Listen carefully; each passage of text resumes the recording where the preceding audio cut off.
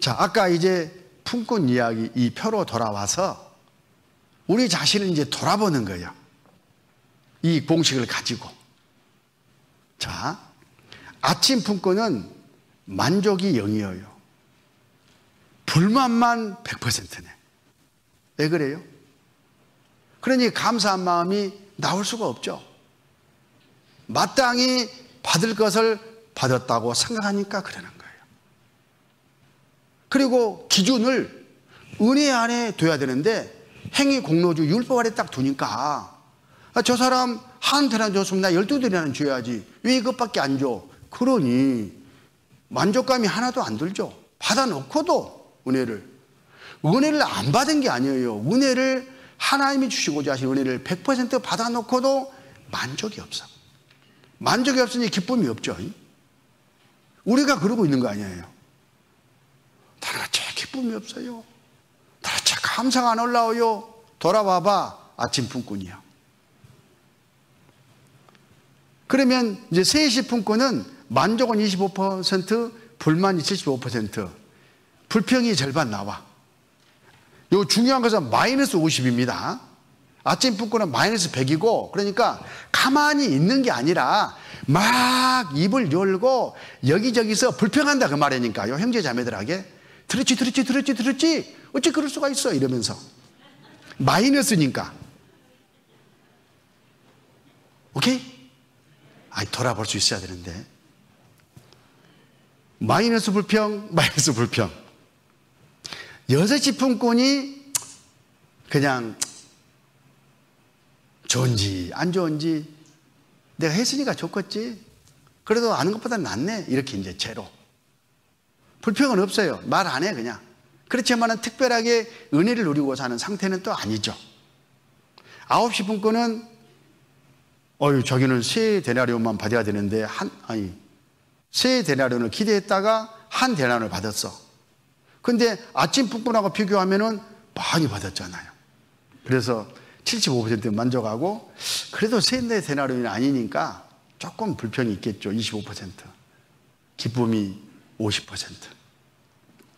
11시 품꾼 한 대를 받고 보니까 그래도 1시간 일했으니까 1시간 분량은 빼고 나머지 11시간 분량은 공짜잖아요. 그러니까 만족이 90%, 불만이 800개 안 돼. 감사하는 삶을 살겠죠. 우리가 100% 은혜 안에 살 수는 없겠죠. 당연히 우리가 연약하고 부족하고 그러니까. 그러면 우리는 이 중에 어느 정도 될까? 아무리 안 돼도 9시 품꾼 정도는 돼야 되지 않겠습니까? 11시 품꾼이면 진짜 제대로 정리된 신앙이고. 이걸 세임을 어떻게 했냐면 한 데나리온을 은혜로 치는 거잖아요. 은혜로 줬잖아요. 먹고 살 수 있도록 은혜를 줬잖아요. 은혜 한 데나리온에다가 자기 공로를 빼보는 거예요. 12시간 일해야 되는데 내가 몇 시간 일했다. 자기 공로를 빼가지고 100% 환산하면은 여기가 내 공로가 0이면 한 게 없으니까요. 모든 것이 은혜가 되겠죠. 완전한 은혜입니다. 만족도 100, 불만은 하나도 없고 감사 100, 기쁨 100 이렇게 살아라 하시는 것이 하나님의 뜻이에요. 하나님의 은혜를 얼마나 누리고 우리가 살고 있는가. 아까 세임법을 가지고 세임을 해봤더니만은 각자 해봐야 됩니다. 이제 이런 완전한 은혜를 누리고 사는 상태는 아닐 거고, 그리고 내가 지금까지 만족, 불만, 감사, 기쁨 여기를 이제 넣어봐요. 불평, 불만 가운데 살고 있었으면은 자기 공로를 내가 넣어가지고 세임을 하고 있었지는 않았느냐. 내가 율법 아래 공로주의에 속고 있었구나. 이렇게 구원을 받으면 버리고 은혜 쪽으로 돌아올 수가 있겠죠. 그러려면은 이 완전한 은혜 쪽으로 나가려면은 조건이 있어요. 첫 번째, 하나님의 절대 주권을 인정해야 돼요. 내가 평소 생활 가운데 하나님의 절대 주권이 인정된 상태로 있어야 한다, 그런 뜻이에요. 그리고 두 번째, 아까 공부했던 것처럼 나는 무익한 존재라는 것을 깨달아져 있어야 돼요. 이 두 가지 것이 안 되면 나머지는 다 이론이에요, 이론.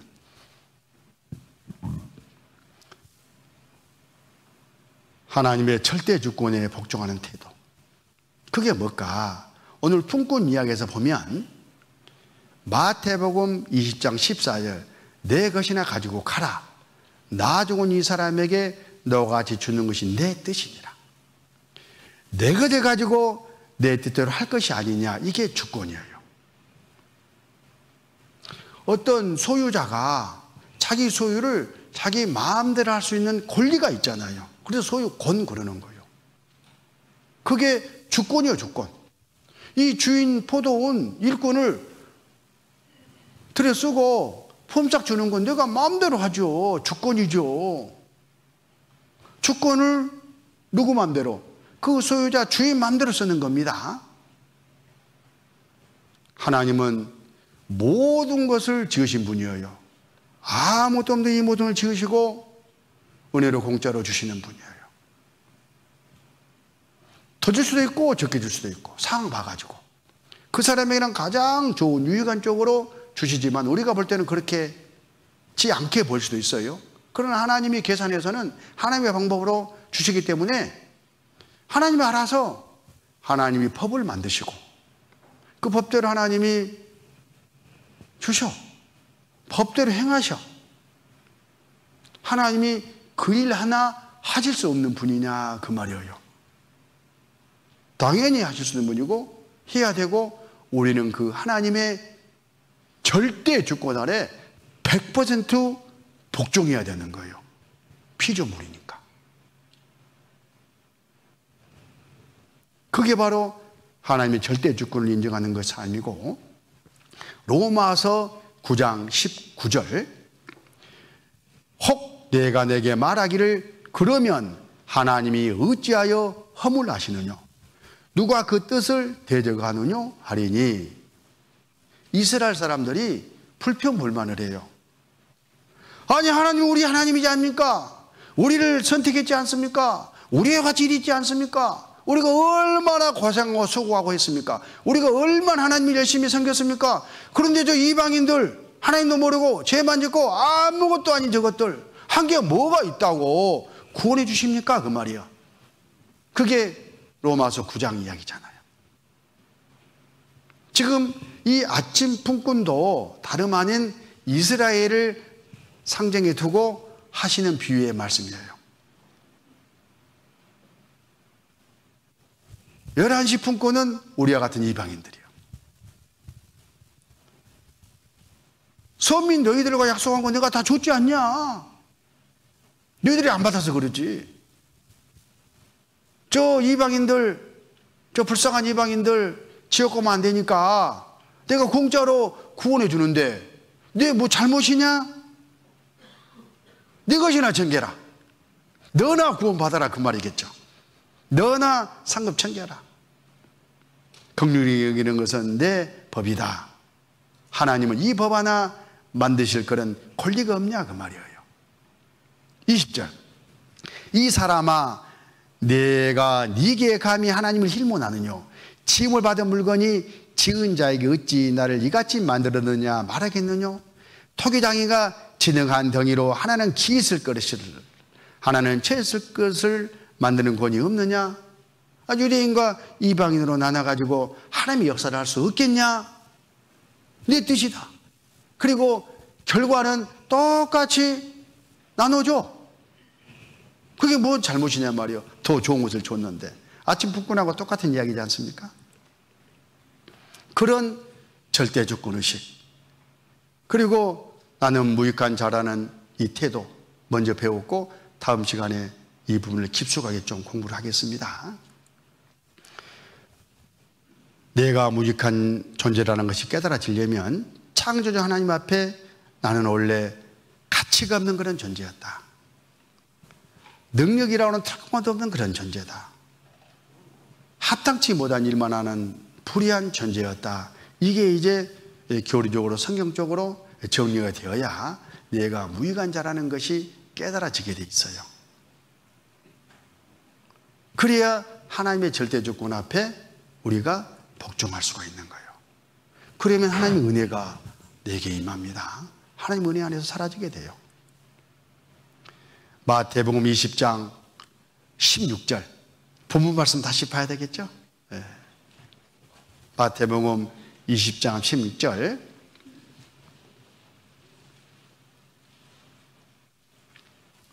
이와 같이 나중된 자로서 먼저 되고 먼저 된 자로서 나중되리라. 이렇게 품꾼 비유 말씀을 최종 마무리하셔요. 나중된 사람이 먼저 되고 먼저 된 사람이 나중된다.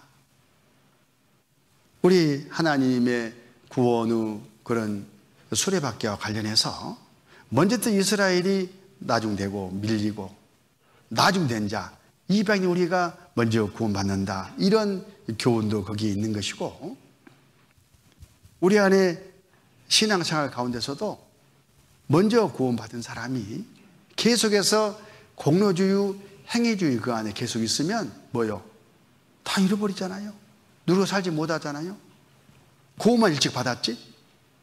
그런데 나중에 받은 형제자매가 신앙이 잘 다듬어지고 잘 만들어져서 하나님이 공급하시는 은혜를 누리고 살면 그것이 나중에 된 사람이 먼저 된 거예요. 포인트는 하나님의 은혜 안에 있느냐, 자기 공로주의 안에 있느냐, 딱 그거지 않습니까?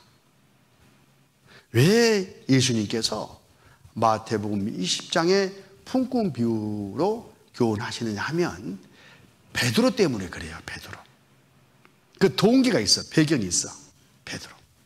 거기 마태복음 19장 27절, 마태복음 19장 27절, 이에 베드로가 대답해 가로되 벗어서 우리가 모든 것을 버리고 주를 쫓았사오니 그런즉 우리가 무엇을 얻으리까?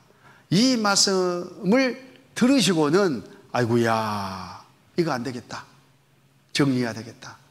베드로를 위해서도 이 품꾼 비유를 말씀하시고, 또 그 당시에 제자들이 다 이런 생각 갖고 있었고, 앞으로 우리 안에 하나님 옆으로 나올 모든 사람들, 또 구원받은 우리들까지도 여기에 딱 걸릴 것을 아시고 미리 정리를 해 주시는 겁니다. 우리가 베드로가 지금 모든 것을 버리고 주를 쫓았지 않습니까? 맞죠? 부모도 버리고 가족도 버리고 배도 버리고 일터도 버리고 그러잖아요. 시간도 버리고 주님만 쫓아서 하나님의 일만 지금 하고 있잖아요. 이렇게 우리가 열심히 지금 하고 있으니 우리한테 뭘 주시렵니까? 그 말이에요. 당연히 받을 것을 받아야 된다고 생각하고 있지 않습니까? 율법주의, 공로주의입니다. 베드로가 이렇게 말한 배경이 있어요. 그 앞쪽에 보면, 그 성경 찾아보세요. 앞쪽에 보면 16절에 어떤 사람이 주께 와서 가로되 선생님이여 내가 무슨 선한 일을 하여야 영생을 얻으리까? 부자 청년이 와서 영생 얻고 싶은데 영생 얻는 방법을 이 사람은 뭘 해야 얻는 걸로 생각하고 무엇을 해야 되는지를 물으러 왔어요. 율법 아래 얽매 있잖아요. 그래서 네가 바로 율법 아래 있다는 것을 깨닫게 하려고, 그럼 10계명 어떻게 적어져 있냐? 성경에 행하라고 적어져 있습니다. 그거 해라. 다 했습니다. 그럼 네가 말한 뭔가 해야 된다고 생각하면 이미 영생 얻어주셔야 되는데 네가 와서 영생 얻으려고 하는 것 보니까 못 얻었네. 그러면서 이제 가르쳐 주시는 거예요. 무엇으로? 은혜 안으로 이끌어 주시는 겁니다. 네 재산 있잖아. 그거 다 팔아버리고 나 쫓아. 그러면 돼. 믿음을 말해요. 이 사람은 지금 자기 재산을 신뢰하고 의지하고 믿고 있어. 그거 이 세상 거 70년 80년 길어봐야 뭐 별것 아니니까 그거 나눠 줘버리고 나 따라와. 그럼 내가 다 알아서 영생도 주고 나머지 먹고 살게 다 해줄게, 그 말이잖아요.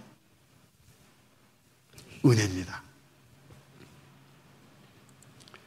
21절, 예수께서 가라사대 내가 온전한 가져갈진대 가서 내 소유를 팔아 가난한 자들을 주라.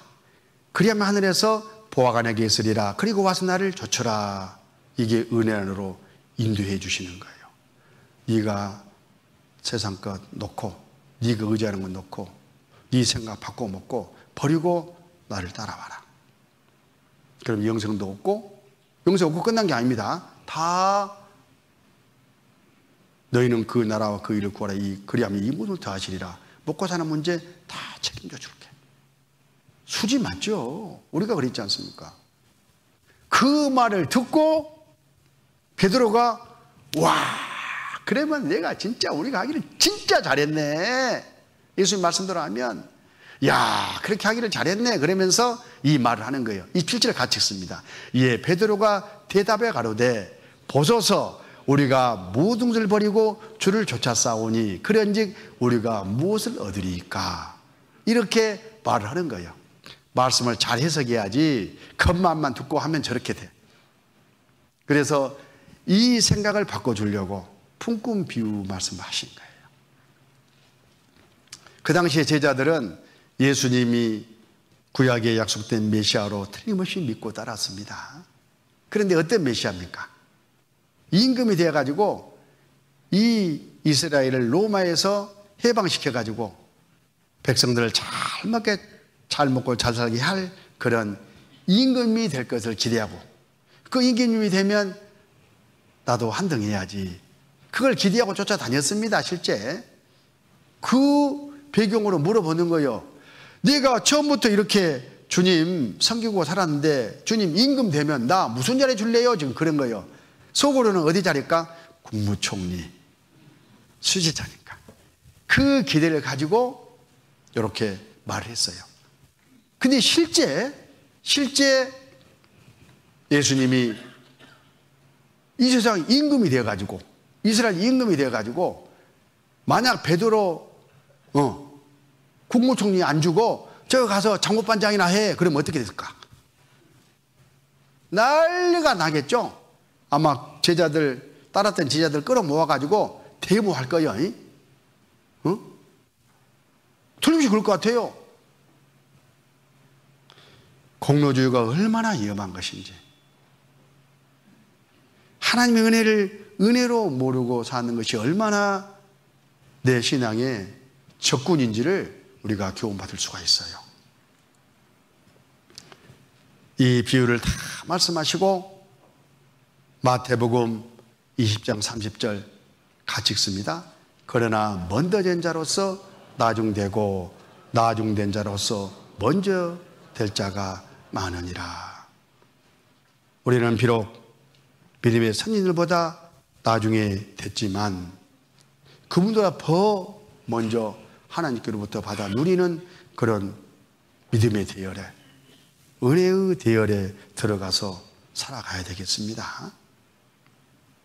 그런데 끝까지 먼저 됐다고 해가지고 먼저 된 것만 자랑하다가 실제 나중 된 자보다 못한 그런 상급, 그런 이 세상의 신앙, 그 상태로 끝난다면 얼마나 진짜 아쉬워요. 기회는 똑같이 주어졌는데. 그래서 이런 시간을 통해서 자기 신앙을 돌아보고 올바른 신앙으로 갈보리에 가는 것은 너무나 중요하다, 이렇게 강조하면서 기도하십시다.